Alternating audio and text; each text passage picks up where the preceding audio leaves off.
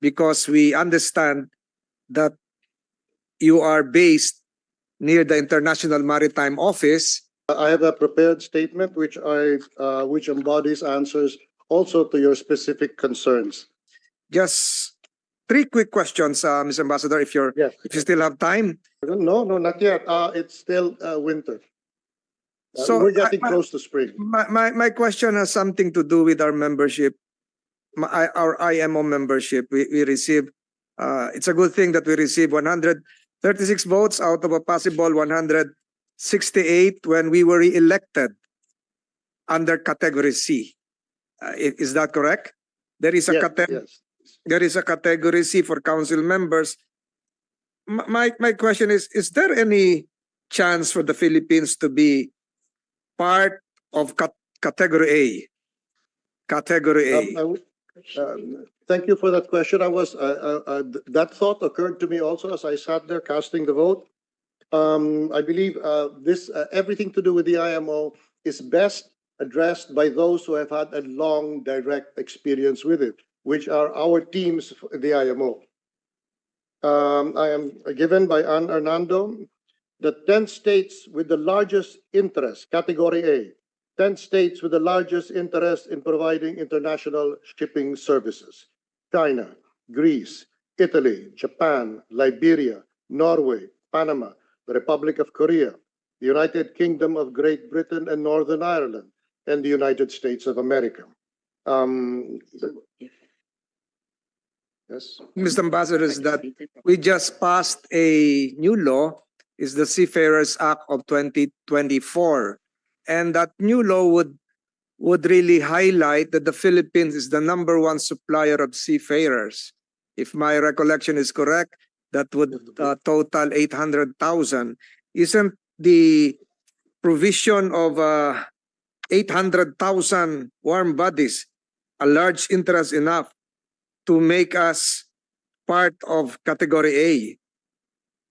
It's for shipping services. Category A is for shipping services, but I see your point. Just a few days ago, coincidentally, I attended the book launching of Lale Khalili, The Sinews of War and Trade, which is about seafarers. And when the questions were asked, I raised my hand and I said, I stand here as ambassador of the Philippines to the United Kingdom and representative to the IMO. And let me tell you that it is my duty to protect anywhere from 600,000 to 800,000 seafarers, the largest in the world. And she bowed and said that is correct. This will show you this book, which I hope to send you, and I hope will be acquired by the rest of the committee, will show the nature of seafarers. She calls it the corporeal experience of seafarers. And the leading protagonists there are Filipino seafarers, among the best. But she also notes some disturbing developments about which perhaps after I read your seafaring law, I would be appreciated if you invited us again. Thank you, Mr. Ambassador.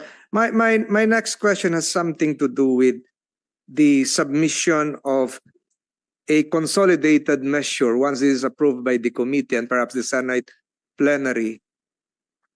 It was not answered clearly. Should it be done prior to the approval of the president, making it a law, or even after it has been approved by the Senate and perhaps in a bicameral conference committee produce an updated version? Should it be submitted before its passage into a law? Or should we wait for the president's approval? Or should we do it simultaneously? Because right now, the thinking of the members of the committee is to produce a measure that would give the president enough flexibility to designate the appropriate coordinates that would create the 3 ASLs. So my question is, when is the right time to submit this, given that you mentioned a while ago that the IMO Safety Committee would be meeting sometime in June and the best time to submit a proposal would be 6 months before our submission to the committee, and that would have been last month or December, at the best. So where does that leave this committee? Nahuli na ba tayo, or are we looking at 2025, Mr. Ambassador? No, I think we'll be looking at 2025, perhaps, but we should start already now. It's just my view. It can be a proposal that's not yet legislated. But as I said, even if it is not approved and it has already been legislated, it is a law. It in no way derogates from Philippines' sovereignty to make its own laws. I think that the problem with giving a tentative proposal is that it gives the other side, it gives the usual bureaucracy, the IMO, the excuse to also dribble the ball and say, this is really not the last word. So I would hazard submitting a legislative bill, a law already. That means that anything they do, I'm not sure what the submission of Indonesia was, the nature of it, whether it was a law or not. But in our case, they have to consider if they are a proper international organization, the fact that the foreign policy power has already spoken on this issue. Perhaps that will be. And of course, the rest of it depends on us to campaign for it. Thank you, Ambassador. I'm not going to ask you as to whether we're a member in good standing of the IMO, because apparently we're a member of good standing because we were just elected for a seat as a council member. But then again, Mr. Ambassador, since we're not late, we're still on time, do you think that it would be appropriate to submit now a consolidated draft legislation, even if it's not yet final, in the same manner as Indonesia then was given the chance to amend its legislation, I suppose, because of the non-existence of the East-West passage? That's right, yeah. As what Australia and the United States proposed. So do we submit it now, or do we wait for? Yes. I would say that you complete the process. You have all the experts there, and you have experts here, and Hernando and my team that handle the IMO. Remember, this is a body that does not tolerate newcomers coming in. So, I mean, everyone who works here has had a long experience. It's not because they are promoted to a certain rank. It's because they've had long experience and it's familiar to the IMO. So when we are ready, whether we should wait to have it passed by Congress and signed by the President or not, is something that really I've always felt as an elected member of Congress before, that this is a matter that lies entirely within the discretion and wisdom of the elected representatives, senators and congressmen.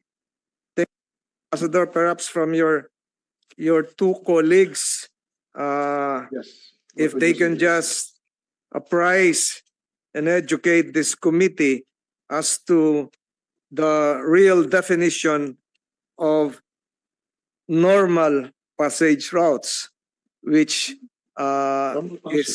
is non-existent insofar as existing laws are concerned, because this committee is There's no definition. is thinking right now that if we fail to designate a passageway that is being used as a normal passage route, there might be complications because originally the Philippine Coast Guard proposed 11 routes. Then it has been reduced to 3. What if the deleted 9 passageways are considered as the normal passage routes? So would this produce any conflict, considering that we don't have any exact legal definition or document that would show the definition of said Normal words? passage. Yes. Your Excellency, Mr. Senator, what I think is, one, I think we're entitled to tell to to the best of our, I believe the Coast Guard and the navigation authorities in the Philippines would know what are the normal passage routes. Because we must be monitoring them. So just the accumulation of data as to what are the routes taken. In the case of Indonesia, the mistake was rather severe because it was only north-south. There were no indications of east-west coordinates. So we will be complete in that regard. We will learn from Indonesia's experience and provide as much data as it is. And if the IMO starts presenting a moving target, we will not allow that. We will object. We have a record of passages from normal navigation. That's certainly our Coast Guard should certainly have that, and is what we will submit. And if anybody wants thank to you, add Ambassador. more, yeah, the onus is on them. Thank you. Thank you, Ambassador. While you're there, can I ask the Coast Guard?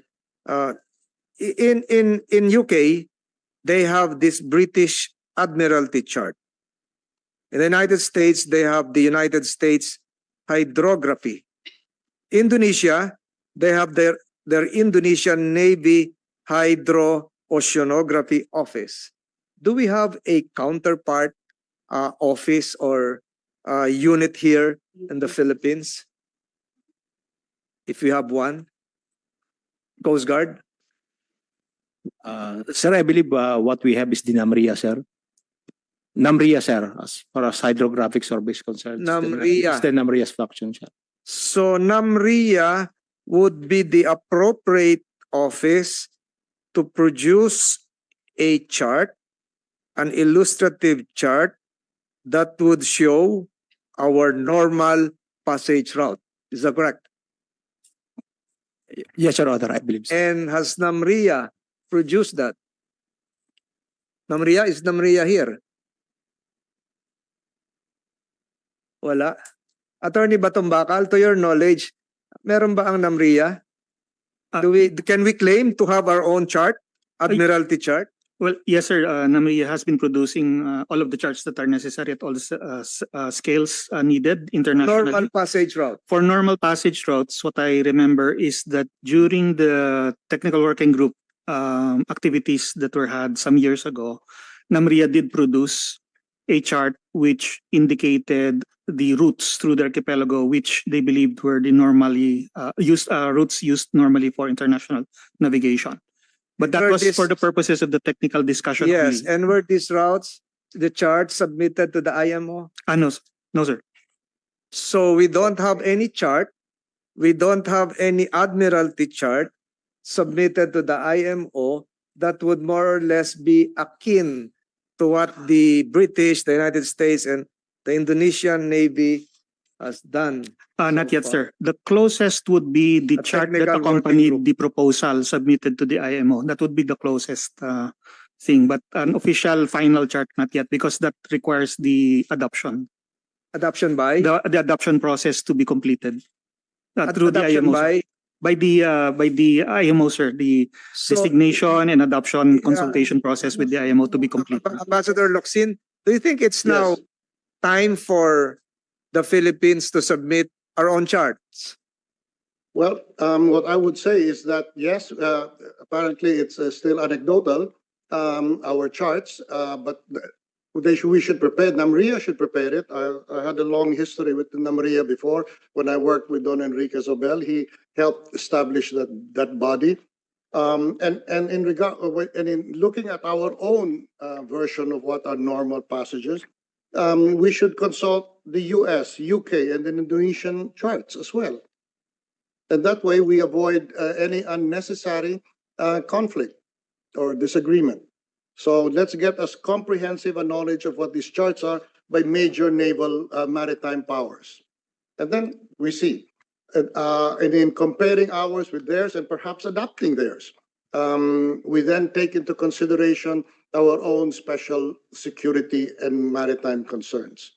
But to the extent possible, I think in navigation and the history of maritime history, precedent is important because familiarity with routes is actually the heart of navigation. On top of which, the history of navigation is well documented, including in the book that I shall send to you. The bodies that have done it, from the time of sailing to steam to what you have today, fossil fuel navigation. So it's all there. It just needs to get written down and studied. And the faster, the better. Because if June is too early for us, we may have missed that. So what? But if we finish everything by the next June, then we are complete, and we will also be able to anticipate how other countries and great naval powers will say, "Hey, this does not include our normal routes of passage." Why don't we do it? Either they have it or they don't. And we shouldn't allow them to present moving targets. I think it's all there. I can get that from the United States. If you want. Okay, thank you, Ambassador. May we ask DOJ, do we, again, lingering question, do we submit a chart simultaneously with this consolidated bills, or do we wait for the designation by the president of the three proposed ASLs, That's what they're going to or offer. do we are we bound by the three charts as mentioned by the good ambassador?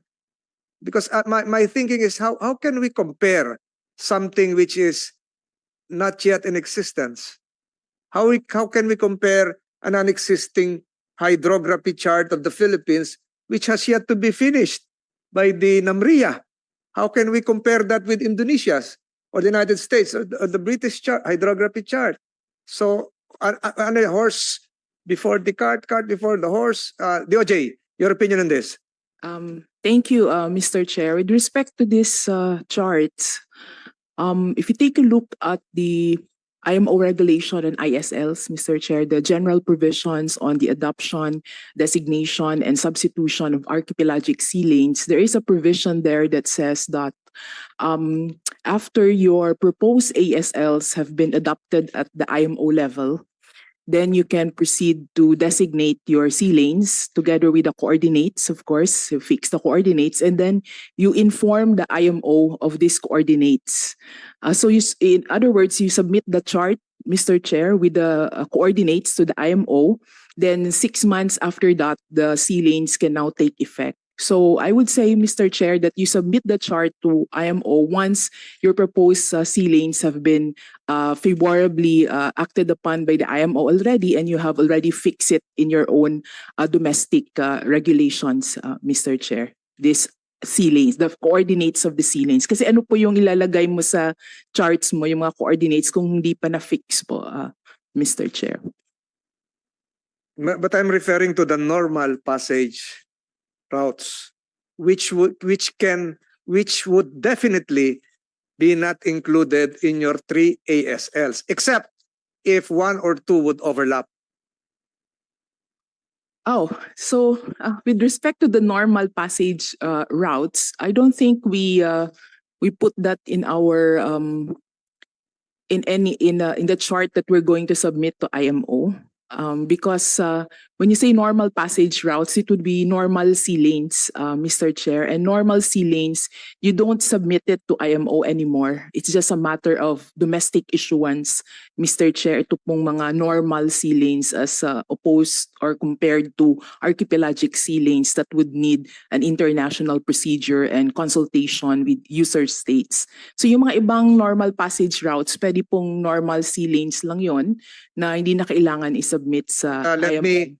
Let me highlight Article 3.5 of the General Provisions, 1998. It sets out that the IMO retains continuing jurisdiction over the process of adopting archipelagic sea lanes until such time that the sea lanes, including all normal passage routes, have been adopted.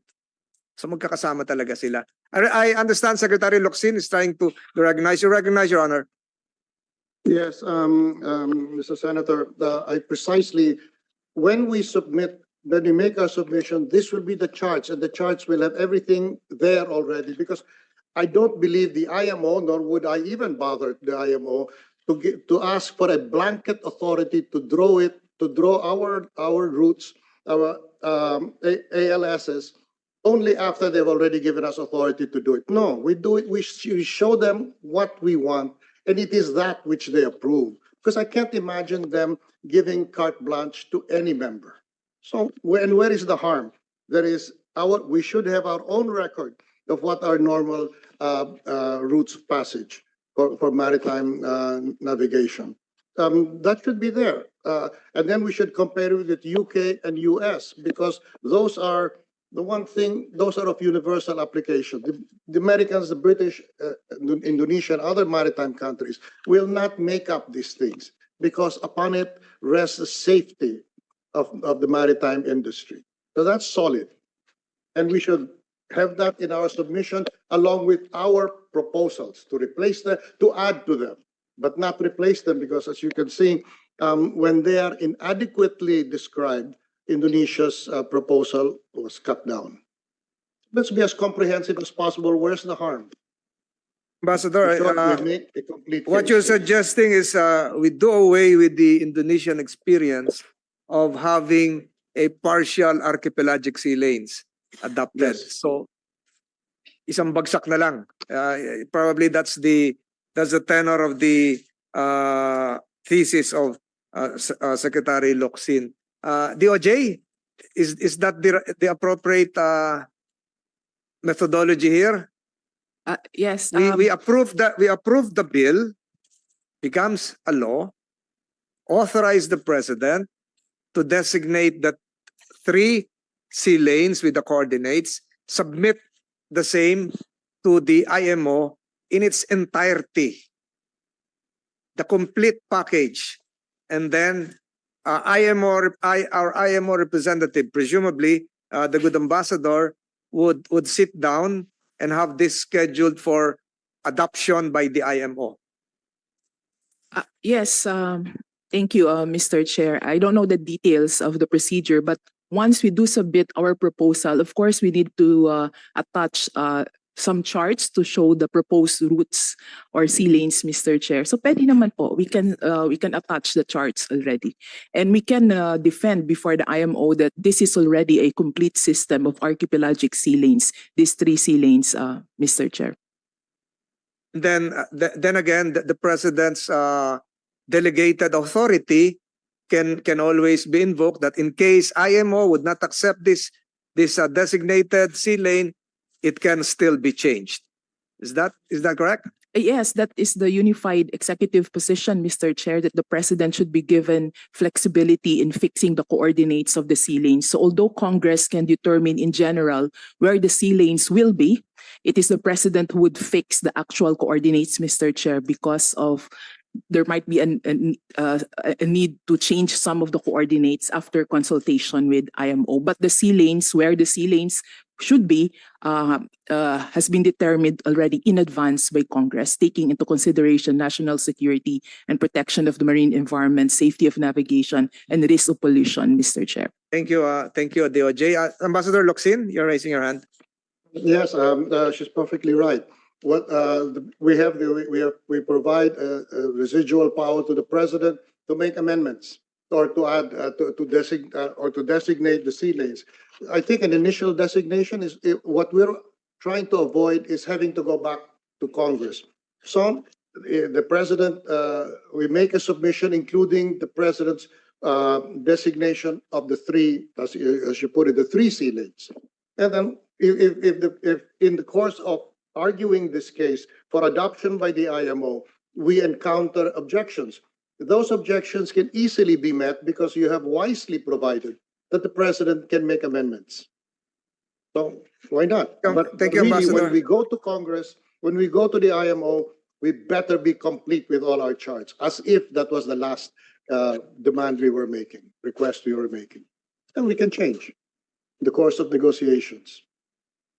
So in effect, Ms. Ambassador, after the adoption by the IMO of whatever legislative output this committee is trying to produce, and it becomes a law, would it be considered as a standalone standalone legal document that would no longer need the ratification or approval of the Senate. So it's complete in itself after being adopted by an international body. It will not be considered as a specie of a treaty that would be referred back to the Senate for its concurrence. No more? Wala na? I would think not. You have wisely included the residual power of the president to make amendments. But the initial proposal that we will submit should be complete, including the first designations. And if we meet some obstacles, some opposition, then those adjustments can be made without having to re-legislate, getting a congressional amendment. There's no harm in that. And I believe in these matters, because they involve the rest of the world, to be forthright, to be complete and open is in our favor. It shows our sincerity. And if they are not sincere on the other side, well, I think then we can complain and it would discredit them. But holding anything back is would be foolish. Thank you. As I Thank you, said, Ambassador. Just one Thank you.